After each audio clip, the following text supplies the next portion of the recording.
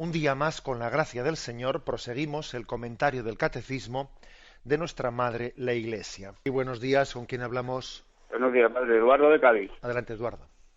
Mire, eso que usted acaba de decir ahora mismo tiene mucha razón de ser. Yo mismo me hago esa pregunta, pero al contrario. Yo digo, bueno, ¿y qué hay en el cielo, ni en la tierra, ni en el infierno, ni incluso dentro de mi corazón que me impida amar a Dios y para toda la eternidad? ¿Por qué yo tengo que estar también obligado o dejarme arrastrar para hacer el mal? ¿Quién es el mal? Pregunto yo. Bueno, vamos a ver el mal en el fondo, también en la filosofía lo explica de esta manera, el mal es la carencia de bien. El mal no tiene una entidad mm, objetiva y contrapuesta al bien. El bien sí es. ¿eh? El bien se desprende del ser y vio Dios que era bueno. Pero en realidad el mal, fijaros, el mal no es igual que el bien. O sea, el mal en el fondo es la falta del bien.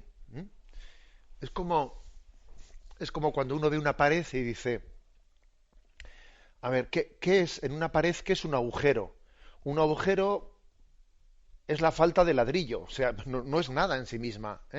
En sí mismo un agujero no es sino la falta de ladrillo. Por lo tanto, apliquemos esto, ¿no? al bien y, mejor dicho, al mal, y tengamos en cuenta que el mal en sí mismo, no es más que la carencia de aquello a lo que estamos llamados por toda la eternidad. Estamos llamados a disfrutar el bien. Y el mal no es más que dar la espalda a la vocación a la que estamos llamados. Por eso, eh, por eso el pecado, por eso la condenación, en el fondo es dar la espalda a la vocación. Es el absurdo de no responder a aquello para lo que hemos sido creados. Damos paso a un siguiente oyente. Buenos días. Buenos días, Sí. monseñor. Soy Jesús, de Sevilla. Adelante. Mi pregunta va dirigida a cómo vemos en el Antiguo Testamento, por ejemplo, hoy he leído yo en la liturgia de las horas, pues algo así, la ira de Dios y, en fin, todas estas cosas que aparecen muchas veces en los salmos, ¿no? Eso, siendo Dios la suma bondad, ¿cómo se concedían, se tenían estos conceptos en algunos textos? Ya. Vamos a ver, la palabra ira de Dios en la Sagrada Escritura no está ligada a lo que nosotros entendemos porque nosotros la palabra ira pues está ligada al pecado, como una pasión del hombre ligada al rencor, ligada al odio. Sin embargo, la ira santa de Dios está ligada sencillamente al dolor, al dolor por el pecado.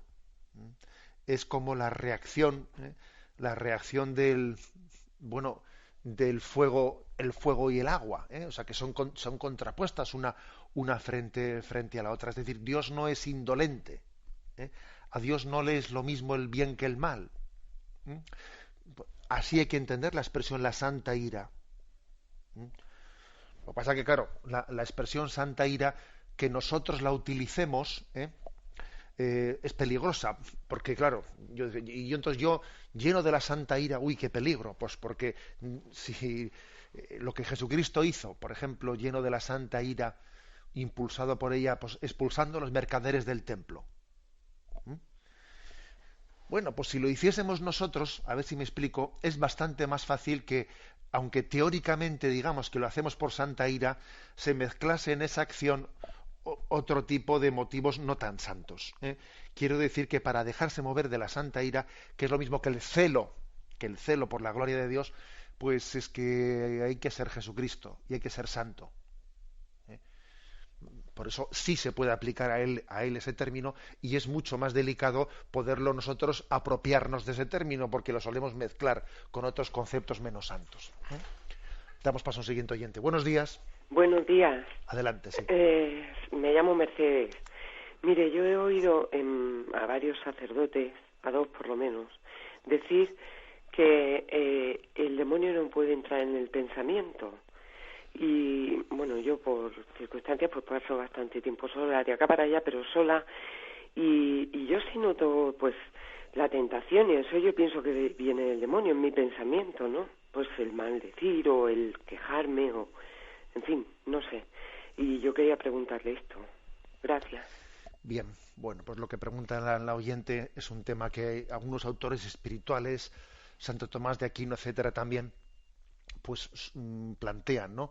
Y reflexionan al respecto. Bueno, en primer lugar, o empezando por lo segundo, el demonio puede tentarnos con tentaciones ligadas al pensamiento, tentaciones de desesperación, tentaciones de tristeza, eso es lo primero, ¿eh? O sea, puede hacerse presente muchas veces a través de tentaciones de imaginación, etcétera, de sentimientos interiores, sí. Ahora, otra pregunta es, ¿el demonio conoce mis pensamientos, conoce mis sentimientos interiores? Es otro tema un poco distinto del anterior, ¿eh? O sea, sus tentaciones, claro que pueden hacerse presente a través de pensamientos, a través de sentimientos, pero la pregunta es, la segunda pregunta, ¿y el demonio tiene un conocimiento de mi interioridad como lo tiene Dios? O sea, Dios conoce mis pensamientos, ¿y el demonio los conoce? Por lo menos Santo Tomás de Aquino responde no. O sea, solamente Dios tiene entrada interior en nuestro en ese santuario interior que es el alma, que es la conciencia. Satanás no tiene esa capacidad de conocer nuestro interior. Otra cosa es que, bueno, pues es un ser inteligente y puede deducir muchas cosas. Por ejemplo, puede deducir que este está en camino de conversión porque le veo estos signos en los otros. Es decir, también Satanás es inteligente y puede deducir, ¿no?, el estado interior de un alma, pero no lo puede conocer, ¿no?, íntimamente como lo conoce Dios. Espero haberle más o menos respondido lo que planteaba. Damos paso a un siguiente oyente. Buenos días. Sí, buenos días. A ver, me parece que hay por ahí alguna llamada que se ha perdido. Buenos días. Sí, buenos días, le escuchamos. ¿Me oye? Sí, le escuchamos, adelante. Mire, quisiera preguntarle, monseñor, acerca de la celebración del sacramento del perdón en estos tiempos fuertes, que se hace comunitariamente.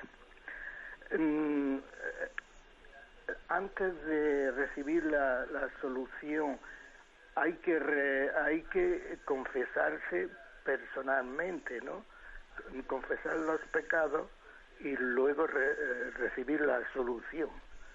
En reconciliación, penitencia, dice el Papa que hay que primero confesar los pecados. ¿Cómo puede ser que dan la absolución sin la acusación de los pecados antes? Bien, aprovecho para recordarles a los oyentes la importancia de apagar el transistor en el momento en el que alguien llama para intervenir en directo, porque se produce ese tipo de distorsión. Bien, lo que el oyente pregunta es un tema que abordamos con detalle cuando explicamos el tema del sacramento de la penitencia. Hay que decir que existe, por desgracia, pero vamos a ser sinceros a la hora de hacer los diagnósticos, existe un grado de infidelidad a la hora de aplicar lo que es la normativa de la Iglesia en el tema de la administración del sacramento de la penitencia, pues que a veces es reincidente, y los obispos en unas y otras diócesis han recordado, en España especialmente, pero seguro que también en otros lugares, han recordado que la absolución sin pecados, sin la acusación de los pecados personales, está reservada, según la mentalidad de la Iglesia, únicamente para situaciones excepcionales. Incluso dice el Código en las que bien sea pueda existir hasta un riesgo de fallecimiento o de no posibilidad de poder recibir durante mucho tiempo, ¿no?, la absolución sin culpa por parte de uno, o sin posibilidad de poder acercarse personalmente, ¿no?, por falta de confesores, etcétera. Bien, obviamente no es esa la situación que sí que existe en España, con lo cual administrar el sacramento, la absolución de los pecados sin la acusación personal, pues en el contexto nuestro contexto, pues está fuera de la mentalidad de la Iglesia, y es una infidelidad. Es una infidelidad que creo que los fieles tienen que poner en conocimiento del obispo, porque al obispo se le da una tarea que es ardua, que es dura, pero que es necesaria, que es, bueno, pues vigilar por la administración correcta de los sacramentos. Motivo por el cual muchas veces pues la Iglesia pide oración por los obispos, porque no es fácil llevar adelante la tarea de disciplina sacramental en el seno de la Iglesia. Pues porque estamos en una época de relativismo muy grande, y ese relativismo nos ha afectado a todos, nos ha afectado a todos, y entonces no somos dueños de los sacramentos. Y como hoy en día tendemos a subrayar tanto pues el relativismo y el subjetivismo, cada uno quiere hacerse un sacramento a su medida, y nosotros no somos dueños de los sacramentos, somos depositarios de ellos. Me despido con la bendición de Dios Todopoderoso, Padre, Hijo y Espíritu Santo. Alabado sea Jesucristo.